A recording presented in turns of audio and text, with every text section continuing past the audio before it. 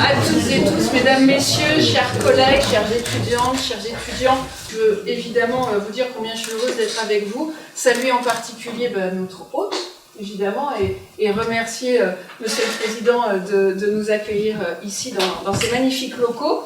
Remercier également le Président de la conférence des doyens des facultés de droit et de sciences politiques d'avoir choisi la faculté de droit et sciences politiques de Nantes pour accueillir ce 10e anniversaire de cette belle manifestation qui est la fête du droit. C'est évidemment un honneur pour nous d'accueillir en cette occasion particulière cette fête du droit. Je veux d'ailleurs en profiter pour saluer la qualité du programme qui a été travaillé par le doyen Frédéric Allaire et ses équipes. Parmi, évidemment, les moments les plus attendus, c'est la fête du droit, mais je pense qu'on est en plein dedans, il y a ce fameux concours d'éloquence qui, je pense, est devenu emblématique et qui est un bel emblème puisqu'il incarne vraiment à la fois la richesse de notre discipline, de la rhétorique juridique, et puis c'est aussi une belle occasion pour les étudiants de montrer tout le talent qu'ils ont, de montrer leur engagement, leur passion.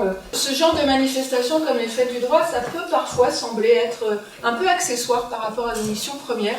Mais c'est pas du tout une opinion que je partage, au contraire, je pense que ce sont des moments qui sont vraiment essentiels. Et puis de montrer la vitalité d'une discipline, et je pense que vous avez parfaitement réussi à le faire grâce à un engagement collectif. Saluer aussi le thème que vous avez choisi cette année, qui résonne quand même tout particulièrement avec une certaine actualité. Alors une actualité juridique, mais une actualité qui va bien au-delà. Il y a une semaine, nous étions plus de 800 à Nantes au total réunis derrière le mot d'ordre lancé par nos collègues américains. Concernant les attaques portées à la science, on entend parler des États-Unis, mais beaucoup d'autres pays, malheureusement, avec la liberté académique régresse. Le lien se fait forcément avec la thématique que vous avez choisie. Un mot plus particulièrement aussi, si vous me le permettez, pour saluer le travail de la conférence des doyens de droit et sciences politiques qui sont donc réunis ici, et vous dire combien, on en parlait avec Anne-Sophie à un instant, combien c'est important d'avoir des disciplines qui sont ainsi incarnées à travers une conférence. On sait que c'est un travail exigeant. Mais c'est important pour montrer la vitalité d'une discipline, là aussi, ce sont des lieux de concertation, de prospective et d'alerte. Et puis je terminerai simplement en vous remerciant toutes et tous, en saluant évidemment tout particulièrement les collègues de la faculté de droit de Nantes, à travers toi Frédéric, mais aussi tous les personnels administratifs, techniques, enseignants, chercheurs qui se sont mobilisés, étudiants et étudiantes bien sûr, nos partenaires institutionnels, les membres de la conférence. Et je vous souhaite une très belle soirée et je vous souhaite de revenir à Nantes très vite. Mesdames et messieurs, chers membres du jury, permettez-moi de vous emmener à travers une excursion de courte durée. Munis de bagages, voyageons au-delà des limites de l'imaginable. Vous êtes, nous sommes des êtres d'exception. Nous rêvons, nous pensons, planifions, réfléchissons, calculons, mathématiques, métaphysique, physique quantique. Nous brûlons de savoir pourquoi, nous brûlons de comprendre comment. Cette volonté de trouver réponse à tout, réponse au néant, réponse au Big Bang, au cosmos de notre existence. Il y a 4,5 milliards d'années, la Terre fut créée. Terre, mer, richesses multiples et biodiversité, Adam et Ève n'ont eu d'autre choix que de contempler la nature que Dieu leur a laissée. Mais contempler ce cadre ne nous satisfait plus. Contempler la terre, l'eau, le feu et l'air ne nous suffit plus. Nous voulons créer, transformer, réinventer. L'humain ne veut plus être spectateur, mais acteur de sa destinée. Dans cette quête romanesque, peut-on fixer des limites à un esprit libre? La science est aussi vive que notre esprit. Les progrès et les inventions ne cessent d'évoluer depuis des siècles, sans que les limites soient clairement définies, sans que la ligne d'arrivée soit réellement franchie. Limiter la science reviendrait à limiter notre esprit. Cet esprit épicurien traversant les périodes, les siècles et les époques. Rien, absolument rien ne peut contrer ce pourquoi le souffle de vie ne cesse de perdurer. C'est ainsi qu'il serait donc absurde d'imposer des limites à l'humanité. Ainsi, pareillement à l'image de Camus, dépeignant Caligula, je vous invite à traverser 4 actes. Progrès, témérité, anticipation et éthique. Premier acte, le progrès. Progrès puisque c'est le propre de l'existence de l'homme. du latin progressus, c'est l'action d'avancer. C'est vouloir mieux, c'est chercher mieux. Permuter la médiocrité avec l'excellence. La rigueur du droit s'oppose au progrès de la science. Cette rigueur empêche la science de s'épanouir, d'explorer les facettes de l'humain, lui-même, mais aussi du monde qui l'entoure. L'exploration est le maître mot de la science. Toujours un pourquoi, toujours un comment, pour refaire le monde et renverser toute considération les plus banales qu'il soit. Encadré par des normes, reviendrait à restreindre le progrès humain. Géocentrisme ou héliocentrisme. À une époque où était pour acquise l'idée selon laquelle la Terre était le centre de l'univers, Galilée renversa cette présomption. Il fut pourchassé, traqué, bien qu'il détenait la vérité. Trop encadrer la science suit l'idéologie générale des pouvoirs politiques. Ces mêmes pouvoirs dont il émane des règles juridiques. La dystopie dans le meilleur des mondes de Huxley illustre ce tableau abject, ce tableau monotone, grisâtre, dont ne peut émaner une once d'étincelle, une once de progrès. Le deuxième acte s'intitule Témérité. En effet, c'est la témérité du docteur Victor Frankenstein qui a défié les limites imposées par la nature, les limites imposées par la société, par les règles juridiques, en créant le vivant à partir de la mort. Cet esprit téméraire lui a permis d'explorer des terrains inconnus, inexplorés, défendus. Défendus par qui? Défendus par quoi? Défendus par le droit. Par des normes qui peinent à s'adapter au changement, par des normes qui avancent à pas d'escargot face aux trains roulant à grande vitesse. Le droit s'échappe de sa fonction principale, l'organisation de la société. En suivant un but préventif, il se munit d'armes contre un potentiel ennemi qui, plus est, invisible. Ennemi qui peut se révéler être un allié considérable, un allié nécessaire pour poursuivre la recherche de la vérité. Le calcul arithmétique est simple. ADN plus délinquance est égal Fijaïs. L'ADN, c'est accepter de dire non. Non aux règles strictes, oui à l'innovation, oui à l'aventure, oui aux grandes découvertes, fruits d'expérimentation audacieuse. Il est absurde de créer des frontières sur un territoire qui ne se connaît pas lui-même. Il est absurde de prévenir des mots incertains. Ce propos permet de relayer vers le troisième acte, l'anticipation. Chers membres du jury, vous n'aurez aucun mal à reconnaître que la peur est l'ennemi de la réussite. Debout devant vous, je suis moi-même animée par la peur. La peur du lapsus, la peur qui s'entend probablement à travers ma voix tremblante. J'avais aussi peur lorsque j'écrivais ce discours, certainement la même peur que Baudelaire écrivant Les Fleurs du Mal, peur de ne pas être compris, peur d'être critiqué aussi. Pourtant, l'œuvre de Baudelaire est aujourd'hui considérée comme révolutionnaire, bien loin des censures pour immoralité dont il faisait l'objet il y a 2 siècles. Ainsi, mon propos n'est pas de me présenter comme Charlotte Baudelaire des temps modernes, mais d'arguer que la peur est légitime. Peu importe où l'on se place, spectateur ou comédien, présenter ou recevoir revêt ce sentiment étrange, car oui, c'est la peur de l'étrange. Mais cette peur ne doit pas limiter le génie. Je n'ai aucun mal à dire que je suis un génie parce que je ne me laisse pas limiter par la peur. Vous l'êtes tout autant, comme je peux le constater à travers vos regards bienveillants. Cette bienveillance permet de recevoir ce que l'on ne connaît pas. La même bienveillance ayant permis à Marie Curie de découvrir la radioactivité. Aujourd'hui, rien n'est plus banal qu'une IRM ou un scanner. Mais en 1858, le polonium et le radium n'étaient que de sombres formules inconnues. Imaginez donc si, à cette époque, le législateur avait créé des lois au stade embryonnaire de cette découverte. Une découverte qui paraît effrayante au premier abord, mais qui se révèle plus que nécessaire aujourd'hui. Encadrer sous couvert de la peur reviendrait à être le premier ennemi de la réussite. Ne devenons pas ennemis de la réussite sous couvert de l'éthique. Mon 4e et dernier acte est donc l'éthique. Rien n'est plus incertain que l'éthique, la philosophie morale. Car oui, chers praticiens du droit, ne nous laissons pas avoir par de quelconques considérations morales. La morale n'est pas le droit, et le droit n'est pas la morale. Il est évident que certaines découvertes scientifiques soulèvent des débats moraux complexes. Le nier serait plaider en faveur du transhumanisme. Mais leur interdiction pure et simple peut priver l'humanité d'avancées essentielles. Telle la balance de la justice, l'enjeu réside dans la recherche d'un équilibre entre prévention et liberté. La liberté scientifique peut être encadrée.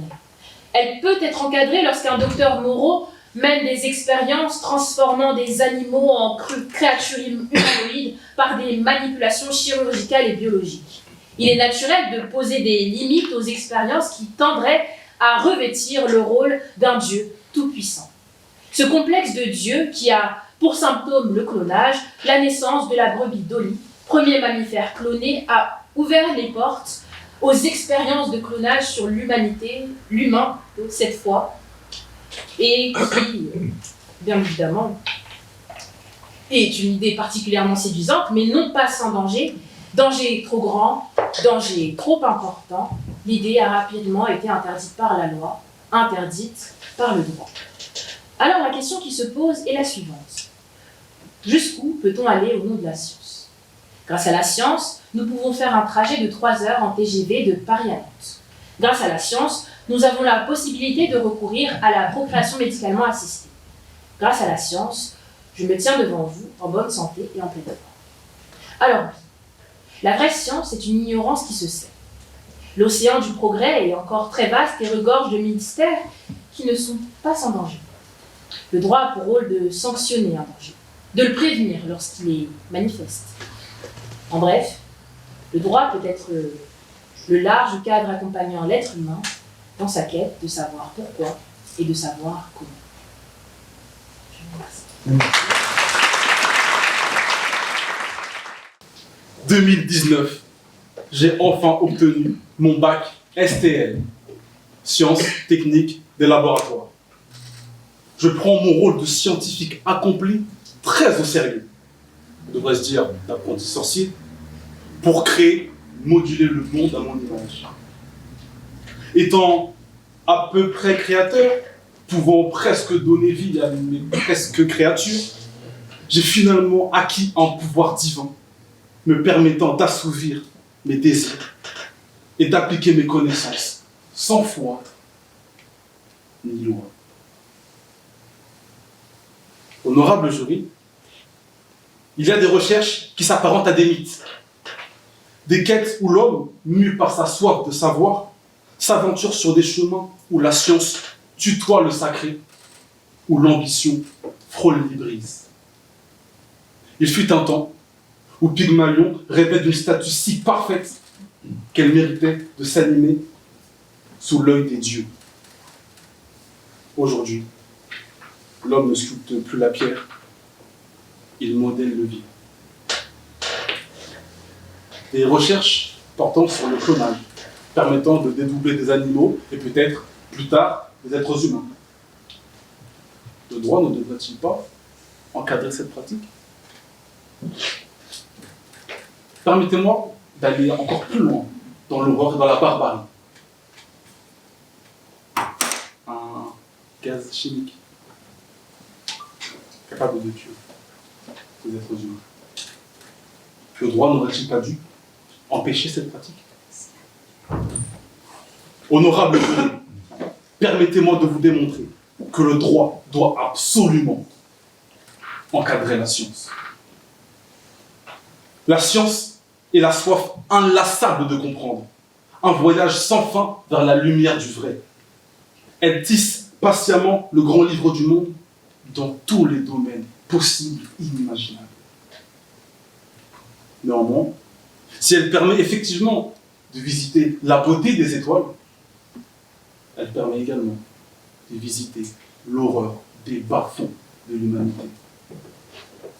Tandis que le droit, lui, est la main qui façonne l'équilibre, un fil d'or tendu entre justice et raison. Il est la voix des sans-voix, le rempart contre le tumulte du chaos. Il sculpte des règles dans la pierre du temps, non pas pour entraver, pour préserver, afin que l'ordre ne devienne pas prison et que la liberté ne devienne pas tempête. Il encadre, fixe les limites mais peut aussi être un tremplin pour aller plus haut, plus loin, et surtout dans la bonne direction. Plus qu'une possibilité, il s'agit d'une nécessité signifiant qu'il n'y a absolument aucune autre possibilité. De par son encadrement, le droit devient un moteur d'innovation. Il incite les esprits scientifiques à concevoir des technologies vertes et respectueuses de la terre qui les porte. Imaginez un instant une nature sans entrave, livrée à l'avidité de l'humanité, où les machines creuseraient sans fin la terre, où les océans porteraient le poids de nos déchets, où le ciel serait privé d'astres à contempler. Cela serait un désastre. Alors, la directive 92/43 de l'Union européenne, du 21 mai 1992, permet la conservation des habitats naturels ainsi que de la faune et de la flore. Elle permet la protection d'espèces en voie de disparition, comme l'espèce de serpent Vipera ursini. Ainsi, tout projet doit respecter certaines règles environnementales pour ne pas impacter l'espace. Cette directive permet donc de protéger les espèces qui, elles-mêmes, par leur mode de vie, permettent à leur environnement de prospérer. Créer un droit pour encadrer, limiter un projet, permet de préserver la nature, la biodiversité, donc la science. Néanmoins, permettez-moi de rappeler que la science est une diversité. Il y a la science de la vie et de la terre, que nous avions jadis étudiée. Il y a également les sciences humaines, dont la politique fait partie. L'espèce humaine souhaite dominer. Dominer les autres, certes, mais dominer les siens également. Pour ce faire, il part à la recherche de ce qui lui permettra d'assouvir ses désirs, à la recherche de cet alcool fort de 49,3 degrés. Il cherche de tout temps et partout, des arbres morts à cause du froid d'hiver jusqu'au beau soleil sur les fleurs de rosée. De Pékin à Caracas, en passant par Rome. Et toutes les personnes qui essaient de le freiner le font en vain. Une fois qu'il l'a atteint, il en devient ivre, ivre de pouvoir. Ses desseins les plus sombres peuvent s'accomplir s'il n'y a pas de limite à ses possibilités. Alors, face au droit, l'homme ivre voit ses ambitions mourir, tandis que le premier reste à la postérité. Submergé par l'ivresse et les cupides ambitions, les règles en sont la pirogue. Le pouvoir, les règles. Le pouvoir est une drogue, l'état de droit est la cure de désintoxication. Mais contradicteurs diront sûrement que la science, c'est l'évolution. Ainsi, limiter la science revient à limiter l'évolution, donc le progrès. Néanmoins, ils oublient probablement qu'évolution, le terme évolution, ne signifie pas progrès, mais changement. Un changement peut très bien être négatif. L'intelligence artificielle, si grandiose soit-elle, crée la disparition de l'emploi, comme celui de comédien de doublage qui peut être remplacé par celle-ci. Pensez-vous que cela est une bonne nouvelle pour ces travailleurs?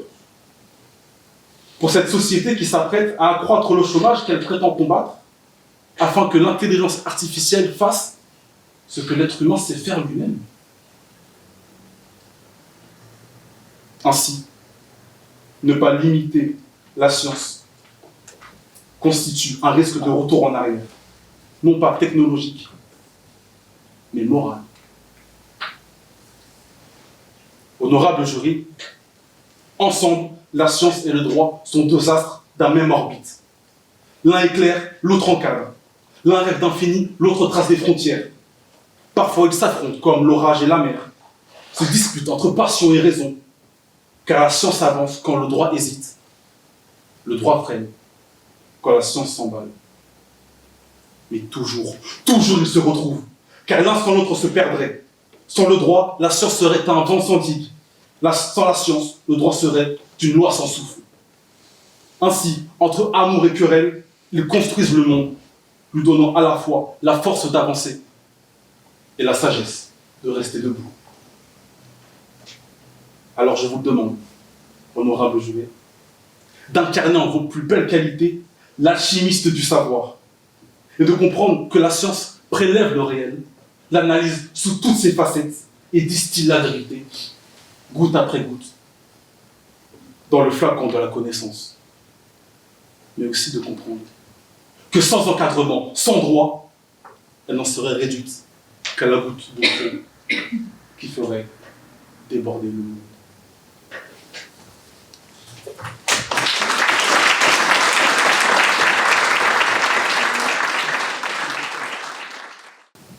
La science se nourrit des expériences. Ce sont elles qui la font avancer. Expérimenter, c'est chercher à reproduire un grand nombre de fois les mêmes choses afin de déterminer si elles arrivent aux mêmes conséquences. Si c'est le cas, alors nous pouvons scientifiquement dire qu'une chose est vraie. C'est un processus laborieux. Il demande beaucoup de temps, beaucoup de ressources. Et puis, en fonction du domaine, ces ressources diffèrent. Parfois, ce sont des tests sur des machines, et parfois sur des animaux. Alors oui, la science peut être assez moche, horrible même selon certains. Mais n'est-elle pas nécessaire afin de permettre à l'homme d'avancer et de vivre convenablement? Monsieur le Président, Madame, Mesdames, Messieurs du jury, grâce à elle, un monde sans problème de santé peut exister. Cette petite fille, dont le père est atteint de la maladie de Charcot, n'aura pas à le voir faible, le muscle fondu, la respiration difficile, avant de devoir lui dire au revoir un peu trop tôt. Et alors même plus loin, face à elle, l'homme sera peut-être un jour capable de construire des machines gigantesques. Je pense par exemple à une sphère de Dyson, pouvant capter toute l'énergie que le soleil nous envoie, afin de nourrir l'humanité en énergie presque indéfiniment. Mais bon, trêve de rêverie, nous savons très bien que la science a eu son lot d'horreur. Le nucléaire, au-delà de chauffer nos foyers, a éradiqué des villes entières et encore plus d'êtres humains. L'agent orange ou même simplement le crédit social instauré en Chine sont des abominations. Cependant, est-ce là réellement la science qu'il faut blâmer? Le nucléaire produit une énergie propre et sans émission de CO2. L'agent orange, pourtant responsable d'au moins 400 000 morts et encore plus de blessés au Vietnam, n'est que le dérivé d'un herbicide utilisé dans l'agriculture civile. Et enfin, le crédit social est basé sur la reconnaissance faciale, alimentée par une intelligence artificielle qui permet, chaque année, de faciliter l'arrestation de nombreux criminels à travers le monde. Et c'est ici qu'intervient le droit. Dans la politique, Aristote nous dit que la loi existe afin d'organiser la cité et de réguler les comportements humains. Il est vrai, l'être humain a tendance, s'il n'est pas ou mal encadré, à se livrer à des comportements fort peu nobles. Heureusement que les lois interviennent, comme garde-fous, afin d'empêcher au maximum les débordements de l'homme.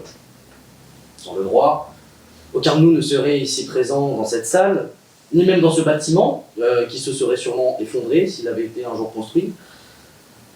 La loi du plus fort serait maître, et nous vivrions soit dans un monde dystopique, soit dans un monde où l'humanité s'est éteinte, ou alors a très peu évolué. C'est le droit qui permet de maintenir une société en place, tout en lui permettant d'avancer. Dans ce cas, le droit doit-il aussi encadrer la science? Alors à première vue, oui. L'homme a tendance à déborder, la science offre une possibilité de débordement, le droit doit donc agir. Il est vrai, la science peut être quelque chose de très dangereux, comme je vous l'ai dit tout à l'heure. Cependant, certains vont encore plus loin que moi, affirmant que les intelligences artificielles pourraient prendre le contrôle du monde. Je ne sais pas si vous avez vu Terminator, mais ce n'est pas un futur très appréciable. En tout cas, c'est encore ici un exemple où la science est détournée de son cadre à des fins peu scrupuleuses. Détournée, oui, Car je pense que notre cher Alfred Nobel, lorsqu'il a inventé la dynamite, ne pensait pas qu'elle serait utilisée sur les champs de bataille. De matériel d'exploitation minier à outils de mort, il n'y a pas eu la science. Seulement les idées d'esprit un peu plus dérangées que les nôtres. Il est aussi possible de parler de l'odieuse unité 731. Un exemple de ce qu'est la science sans le droit. L'armée japonaise, à travers cette unité, a infecté volontairement des prisonniers chinois et russes durant la Seconde Guerre mondiale avec la peste bubonique, a pratiqué d'horribles opérations sans anesthésie et testé les limites du corps humain en le poussant bien plus loin que de raison. L'unité 731 montre que ce ne sont pas les connaissances scientifiques qui posent problème, mais leur détournement. Interdire une science par principe, c'est freiner le progrès. Le rôle du droit n'est donc pas de censurer la recherche, mais de s'assurer que son utilisation reste éthique et conforme aux valeurs humaines. Le droit doit-il encadrer la science? Non. Le droit doit-il encadrer les utilisations possibles de la science? Oui. Si le droit doit encadrer l'utilisation de la science plutôt que la science en elle-même, c'est parce qu'une régulation excessive risquerait de freiner des avancées essentielles. L'histoire nous montre que certaines découvertes, d'abord perçues comme dangereuses, amorales, se sont révélées bénéfiques à long terme. Prenons l'exemple des vaccins. Lorsqu'Edward Jenner a développé son premier vaccin contre la variole à la fin du XVIIIe siècle, sa méthode consistant à inoculer le virus animal à des êtres humains a été vivement critiquée. Si le droit avait à l'époque interdit ces expérimentations, sous prétexte qu'elles étaient risquées, l'éradication de la variole aurait été retardée de plusieurs décennies, entraînant par la suite des millions de morts. Le problème fondamental de l'encadrement direct de la science est qu'il repose sur une anticipation des risques. Or, la science progresse souvent à travers l'inattendu. En réglementant trop tôt une discipline sous prétexte d'éviter d'éventuelles dérives, nous risquons d'étouffer des révolutions scientifiques. L'intelligence artificielle, par exemple, est aujourd'hui un sujet de débat intense. Certains militent pour des lois drastiques empêchant le développement avancé de cette technologie, mais craignant qu'elle n'échappe un jour au contrôle humain. Pourtant, l'IA est aujourd'hui utilisée dans des applications vitales. Diagnostic médical, optimisation de la consommation d'énergie, analyse climatique. Vouloir réguler la science elle-même plutôt que son usage, c'est mettre un frein à des opportunités de progrès qui, bien exploitées, pourraient sauver des vies et améliorer le quotidien de chacun. Aussi, il faut noter la diversité des usages possibles d'une même découverte. L'électricité est aujourd'hui quelque chose d'assez évident, mais lorsque Benjamin Franklin ou Alessandro Volta l'ont étudiée au XVIIIe siècle, ils ne pouvaient pas prévoir qu'elle servirait à illuminer les villes, tout comme à créer des chaises électriques. Si un cadre juridique avait tenté d'interdire l'expérimentation de l'électricité, par peur d'un usage criminel, je n'aurais pas pu écrire ma plaidoirie sur ma tablette, et je vous avoue que mon écriture manuscrite est assez illisible. Le droit doit donc devenir un régulateur pragmatique, intervenant a posteriori, une fois qu'un danger concret se présente, et non comme censeur anticipant toutes les hypothétiques dérives des avancées scientifiques. Alors, cela ne signifie pas qu'il faut un laisser-faire total. Le cas du génie génétique et de la manipulation de l'ADN humain est un exemple de limite. Modifier le génome afin de soigner des maladies héréditaires est une perspective formidable. Mais ouvrir la porte à la manipulation eugénique serait une catastrophe éthique. Ici encore, la distinction est claire. Ce n'est pas la recherche en génétique qu'il faut interdire, mais ses dérives éventuelles. Plutôt que de bannir les recherches basées sur les technologies d'édition génétique, il est préférable de mettre en place un garde-fou juridique empêchant les abus, comme la sélection génétique à des fins de perfectionnement humain. Il faut également souligner que la régulation trop stricte d'une science dans un pays ne fait souvent que déplacer le problème. Lorsque certaines recherches sont interdites en Europe, elles se poursuivent dans des pays où les législations sont beaucoup plus souples, parfois sans aucun cadre éthique. Un moratoire absolu sur une discipline scientifique n'empêche pas son avancement, mais il le repousse vers des juridictions scrupuleuses. C'est ce qui s'est produit avec certaines recherches sur les embryons humains ou sur l'intelligence artificielle militaire. Plutôt que d'être encadrées par des démocraties respectueuses des droits humains, elles progressent dans des États autoritaires qui ne se préoccupent pas des conséquences morales de leur découverte. Finalement, le droit ne doit pas se poser en obstacle à la science, mais en régulateur de son utilisation. Il ne s'agit pas de brider la recherche sous prétexte qu'elle pourrait mal tourner, mais de s'assurer que ces fruits ne soient pas exploités de manière nuisible. Il est impossible de prédire toutes les conséquences d'une avancée scientifique, mais il est en revanche possible d'empêcher activement ces dérives. En ce sens, le droit doit permettre les bonnes pratiques de la science en garantissant une utilisation en pleine conscience. Merci.